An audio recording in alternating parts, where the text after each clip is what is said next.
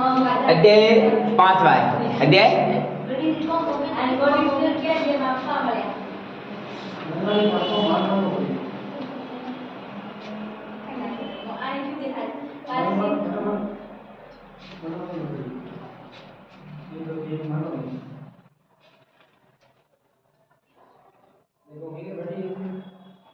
क्या हुआ वर्षा?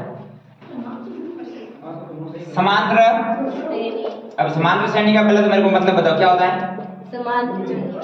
मतलब कोई भी एक एपी दी होगी, इसे इंग्लिश में एपी बोला, और संख्या दी होगी 2 4 6 8 जैसे जहाँ तक चलती रहेगी। मतलब जो संख्या दोनों के बीच में अंतर क्या होना चाहिए?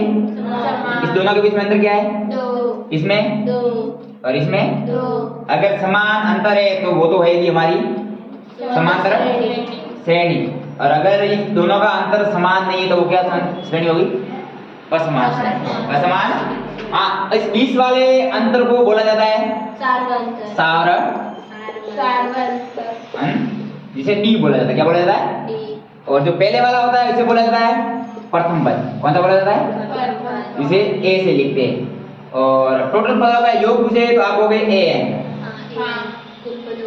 कुल पदों का योगफल। ये है समांतर श्रेणी। जैसे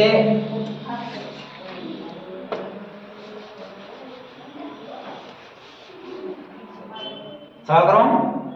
हाँ, एपी छोटा सा सवाल पूछेगा 1 7 3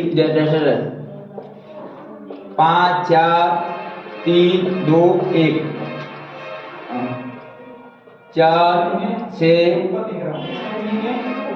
8 9 12 10 12 14 16 18। हाँ, इसमें से बताओ कि कौन सी समांतर श्रेणी है और कौन सी समांतर श्रेणी नहीं है। कैसे पता लगा हमारा? सावरंतर देखेला। इसके दोनों का अंतर कितना हो जाएगा? 6। इसके 3, इसके 2। मतलब इसका अंतर समान नहीं है, तो ये समांतर श्रेणी नहीं है। इसको देखो, इसके बीच का अंतर कितना है? 1। इसके बीच का 1, मतलब माइनस का 1 आ रहा है, माइनस का 1। इसके बीच तो ये क्या है? समांतर। क्यों आपने समांतर श्रेणी बोला?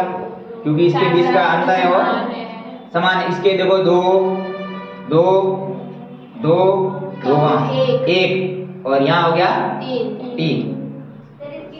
अंतर समान है? नहीं है। इसका मतलब ये समांतर श्रेणी। अब इसके अंदर देखो 2 2 2 2, डी ये वो क्या है? समान। इसका मतलब ये क्या है? समांतर श्रेणी। आप ऐसे वैसे हो तो होशियार।